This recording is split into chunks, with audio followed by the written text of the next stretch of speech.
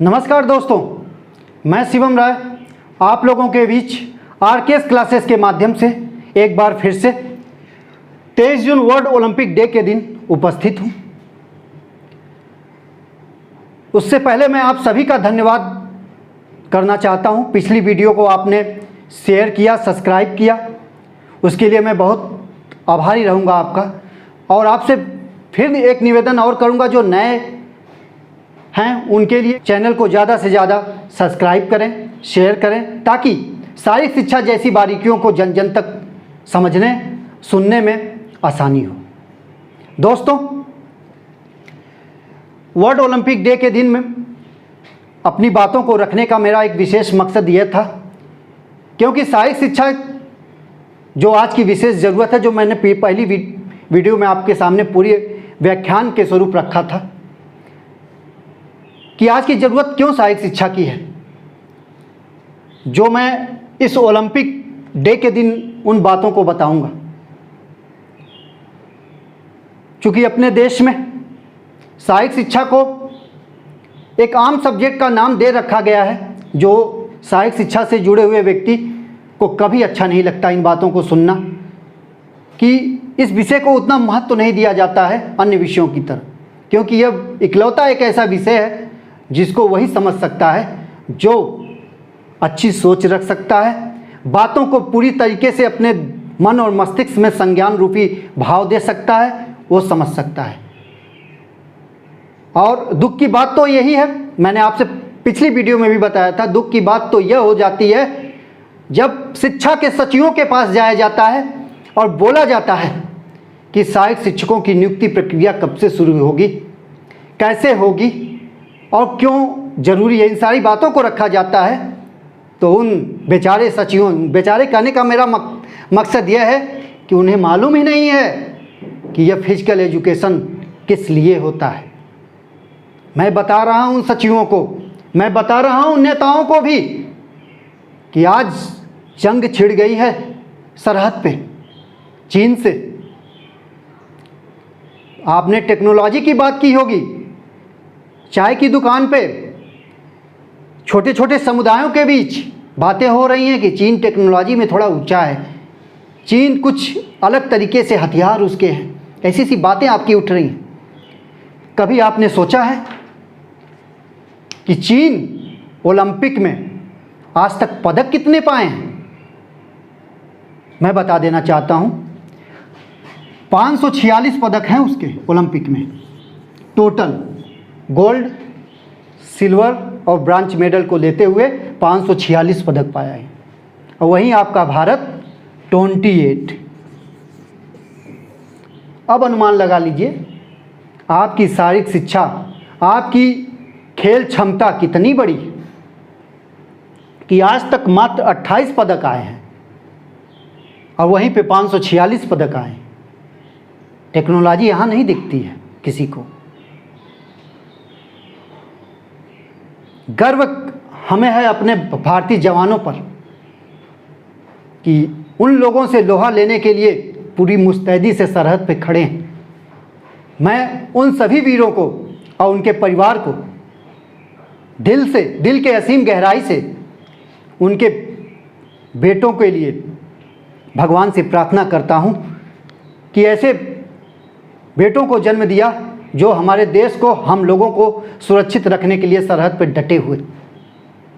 और दुर्भाग्य है हम लोगों का, भारतवर्ष में लगभग 5 से 6 लाख शारीरिक शिक्षक होने के बावजूद भी उस देश की टक्कर देने के लिए उन प्रशिक्षुओं को, उन शारीरिक शिक्षकों को प्राथमिक स्तर पर रखने के लिए कोई कवायद ही नहीं की जाती है। सूचनाएं मांगी जाती है लोगों से, अन्य स्टेटों से मांगी जाती है, देशों से मांगी जाती है, करना अच्छा है कि नहीं अच्छा है। उन शिक्षकों के लिए तत्परता है आपके अंदर, जहां पे 10 बालक और 8 से 9 शिक्षक लाखों रुपया आप देते हैं और बच्चे दिखते नहीं, उनके लिए तत्परता है। वहां पे आप एक अच्छे खिलाड़ी को नहीं पैदा कर सकते हैं। प्राथमिक लेवल पर जब आप शिक्षा को बड़े स्तर पर नहीं लाएंगे तो सचिन कई दशक तक नहीं मिलेंगे। अगर प्राथमिक लेवल पर सहायक शिक्षा विषय को अनिवार्य नहीं करेंगे तो भूल जाइए कि अपने देश में कभी बोल्ट जैसे रेसर धावक मिलेंगे, ऐसे कभी नहीं मिल सकते। सारी संकल्पनाएं जीरो के बराबर रह जाएंगी। अभी मैं बिहार राज्य की बात करता हूं। बिहार राज्य 38 जिलों वाला राज्य है। वहाँ पे सहायक शिक्षा को देखते हुए, सहायक शिक्षा को बढ़ावा देते हुए मैं ये नहीं कहूँगा कि मेरे वीडियो को देख के वहाँ पे ये सब चीज़ें होने लगी। उन्होंने सोचा समझा, सारी बातों को जाना, समाज की ज़रूरत क्या है। वहाँ पे जो सचिव महोदय हैं उनका भी मैं धन्यवाद व्यक्त करता हूँ कि बिहार वासियों के लिए सहायक शिक्षा फिजिकल टीचर की नियुक्तियाँ करने जा रहे हैं बड़े स्तर पे जूनियर विद्यालयों में।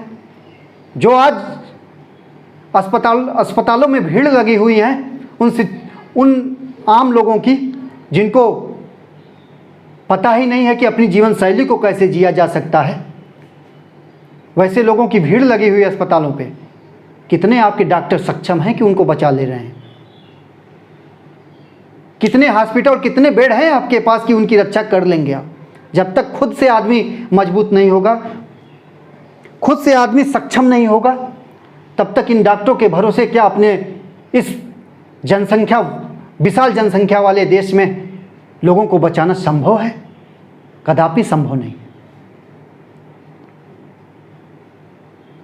क्योंकि मेरा कहने का मतलब आपसे बस से इतना ही है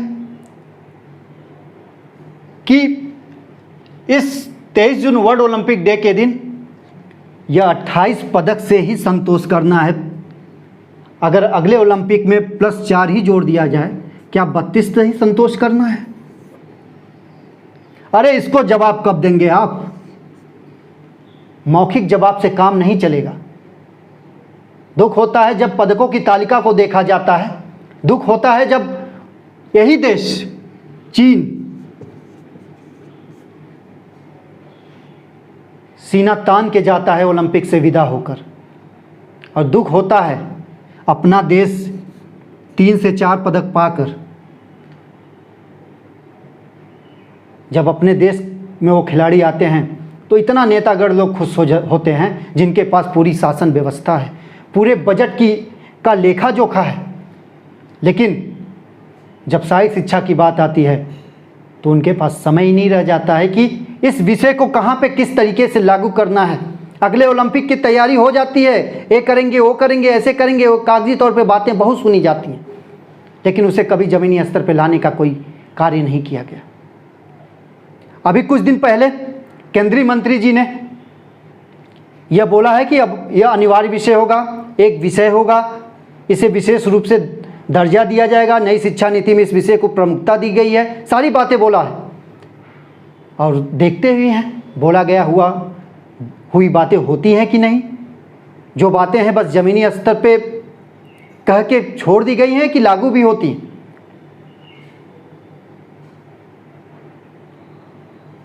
मेरा कहने का मतलब यह है, अगर बराबरी की जाती है, टेक्नोलॉजी हर क्षेत्रों में लाई जाती है, सैन्य क्षमता बढ़ाया जाता है, तो इन चीज़ों को भी ध्यान देना पड़ेगा। इतनी बड़ी जनसंख्या में अगर 28 पदक आते हैं तो क्या मतलब है वहाँ की शिक्षा व्यवस्था की? क्या भर्ती प्रक्रिया की जा रही है? सोचने वाली बात है।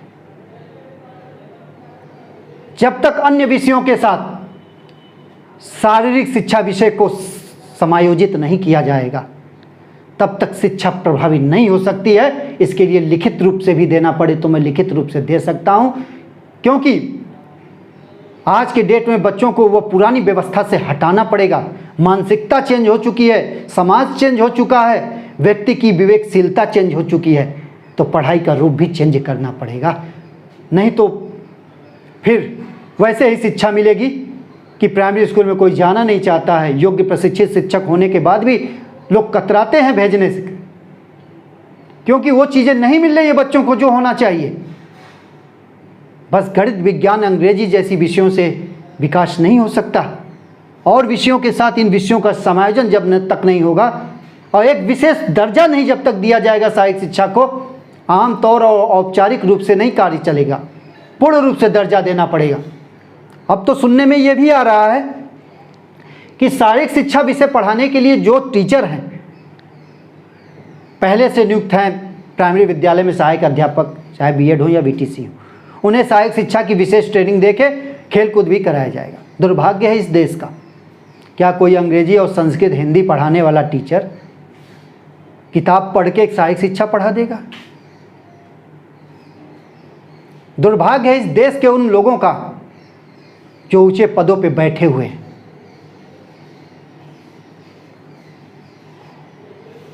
सोचने वाली बात है।